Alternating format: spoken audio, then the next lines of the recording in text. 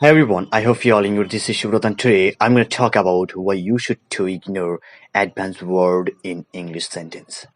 তোমাদের কেন অ্যাডভান্স যে ওয়ার্ডগুলো আছে, অ্যাডভান্স যে ভোক্যাবুলারিগুলো আছে ইংরেজি সেন্টেন্সে বিভিন্ন মানুষ বিভিন্নভাবে ইউজ করে থাকে, কেন আমাদের সেগুলো ইগনোর করা দরকার if we are beginner in English learning journey. আমরা যদি বিগিনার হয়ে থাকি কেন আমাদের এগুলো ইগনোর করা উচিত। Yes, today I'm going to talk about it. Today I'm going to explain about it, how you can solve this type of problem.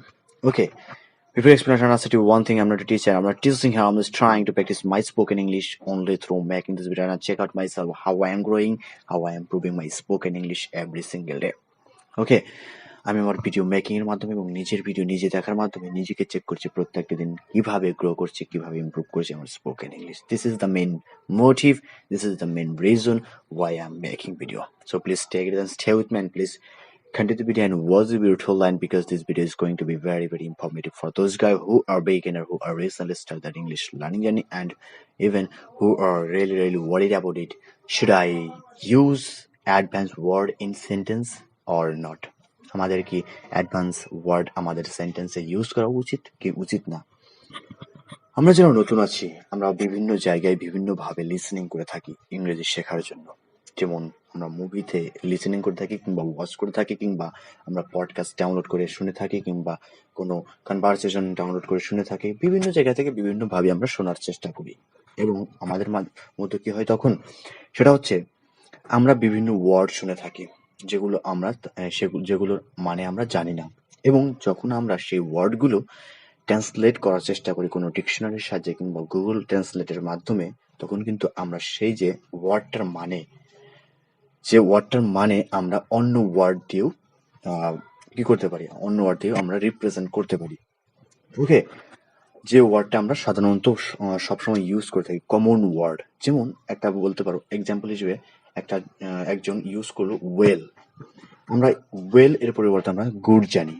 Okay, I am well now, I am well now অর্থাৎ আমি এখন ভালো আছি, কিংবা আমরা যদি use করি যে আই এম গুড নাও, আমি এখন ভালো আছি।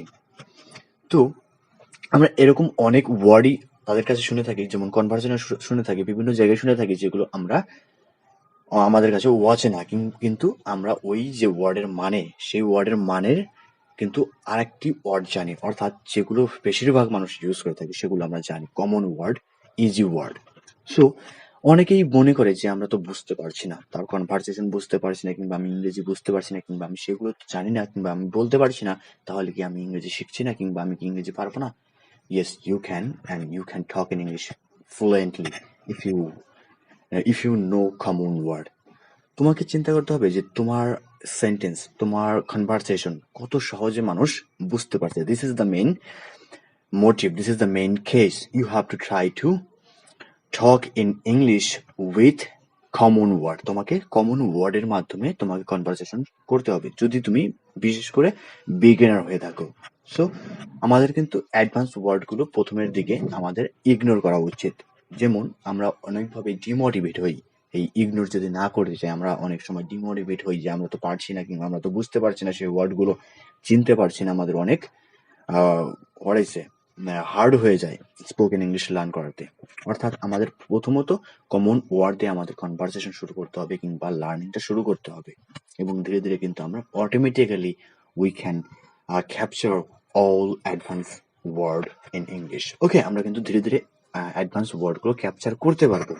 So first of all, if you are a beginner, if you are recently started your English learning journey, then you have to ignore advanced word or advanced vocabulary in your English sentence.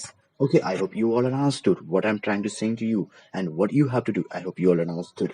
So if you really enjoy this video, if you really like this video, press the like button, subscribe to the channel, see you tomorrow with a new video, with a new topic. We'll don't stop until we success. We'll don't stop until we capture English language. One day we'll capture English language. Yes. Thank you so much for watching. Bye bye.